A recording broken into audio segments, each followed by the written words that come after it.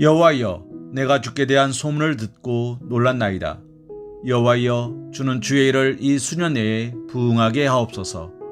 이 수년 내에 나타내시옵소서. 진노 중에라도 긍휼을 잊지 마옵소서. 아멘. 하박국 선지자는 자신이 주께 대한 소문을 듣고 놀랐다고 고백하면서 여호와여, 주는 주의 일을 이 수년 내에 부응하게 하옵소서. 이 수년 내에 나타내시옵소서. 진노 중에라도 긍휼을 잊지 마옵소서 라고 간구하고 있습니다. 우리는 이러한 하박국의 간구를 통하여 하나님의 뜻을 깨닫게 된 자가 하나님 앞에서 가져야 할 올바른 자세가 무엇인지 확인할 수 있습니다. 여기서 하나님의 뜻을 깨닫게 된 선지자는 즉시 주의 일, 곧 하나님의 뜻이 성취되기를 바란다고 고백하고 있습니다. 그런데 사랑하는 성도님, 주의 일이 무엇인지 아십니까?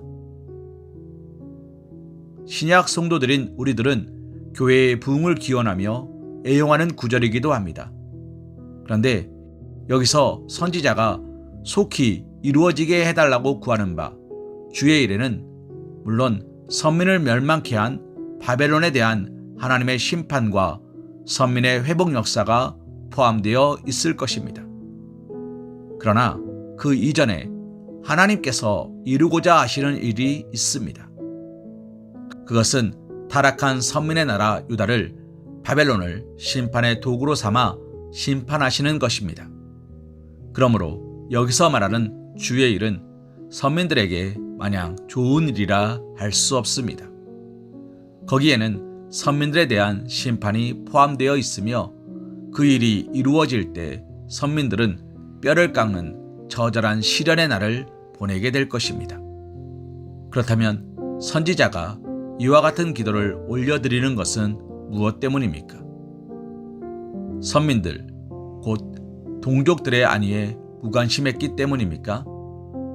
아니면 선민들의 악한 모습에 분노해서입니까? 사실 하박국 선지자는 선민사회 안에서 이루어지는 죄와 불의에 대해 분노하고 있었습니다.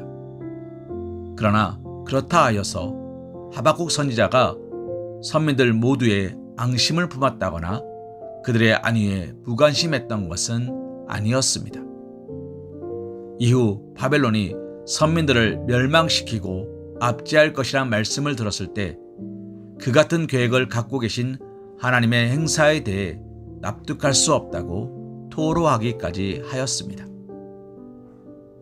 그리고 이사야나 예레미야, 에스겔 등 선지자들이 선민과 자기 자신들을 동일시하며 선민들이 당하는 고난을 자기가 겪는 것처럼 아파하였듯이 하박국 선지자 역시 그와 같은 태도를 가지고 있었습니다.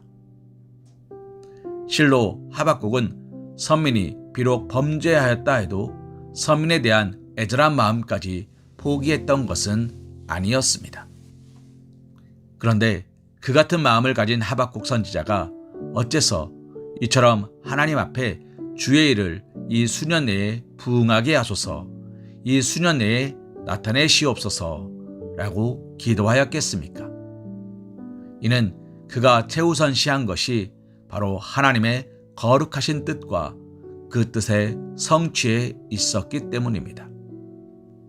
하박국 선지자 개인의 입장으로서는 서민의 나라인 유다가 하나님을 모르는 악한 이방 나라에 의해 유린당하는 것은 결코 원치 않는 일이지만 그는 하나님의 절대 주권을 인정하고 하나님의 뜻이 속히 이루어지기를 원하였습니다. 그렇기에 그는 이처럼 간구했던 것입니다. 사랑하는 성도님, 하나님의 뜻을 아는 사람들은 모두 하나님 앞에서 이와 같은 태도를 가져야 할 것입니다. 그것이 절대 주권을 가지신 하나님께 합당한 자세입니다. 특별히 우리의 기도는 늘 우리의 뜻이 이루어지기를 간구하는 것이 아니라 하나님의 뜻이 이루어지기를 간구하는 것이 되어야 합니다. 뜻이 하늘에서 이루어진 것 같이 땅에서도 이루어지이다 라고 간구하는 것이 기도의 바른 자세입니다.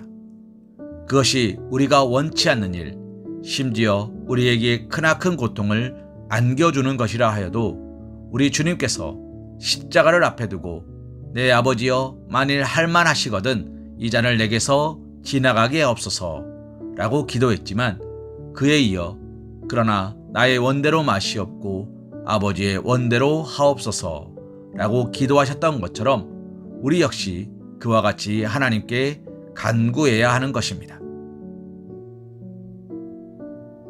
마태복음 6장 33절 말씀으로 오늘의 말씀 묵상을 이어갑니다. 너희는 먼저 그의 나라와 그의 의를 구하라.